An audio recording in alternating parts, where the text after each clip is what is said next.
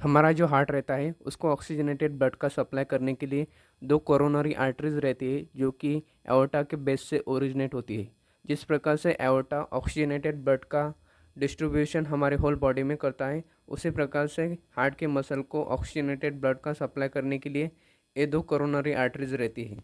अगर किसी पर्सन में रिस्क फैक्टर प्रेजेंट रहते हैं जैसे कि high cholesterol level, diabetes mellitus, alcoholism और जेनेटिक फैक्टर, इन सारे रिस्क फैक्टर की वजह से क्या होता है कि अथेरोस्क्लेरोसिस की प्रोसेस स्टार्ट हो जाती है, जिसमें कि डिफरेंट स्टेजेस रहते हैं।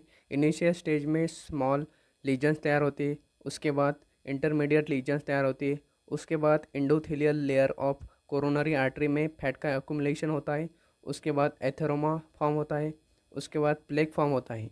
अगर इस फैक्टर को कंट्रोल नहीं किया तो due to high blood pressure a plaque rupture हो जाता है, उसकी वजह से वहाँ पे प्लेटलेट आके एक्यूमुलेट हो जाते हैं और कोरोनरी आर्टरी का कंप्लीट ब्लॉकेज हो जाता है। इसकी वजह से कोरोनरी आर्टरी द्वारा हार्ट की मसल को ऑक्सीजनेटेड ब्लड का सप्लाई कंप्लीटली स्टॉप हो जाता है और हार्ट की मसल में नेक्रोसिस देखने को मिलता है, मतलब हार्ट की मसल डेड हो जाती है।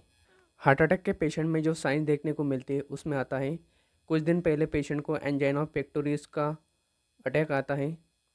उसके बाद हार्ट अटैक आने की वजह से लेफ़्ट साइड ऑफ चेस्ट में पेन होता है जो कि लेफ़्ट साइड ऑफ जॉ, नेक और लेफ़्ट साइड ऑफ आर्म में स्प्रेड होता है।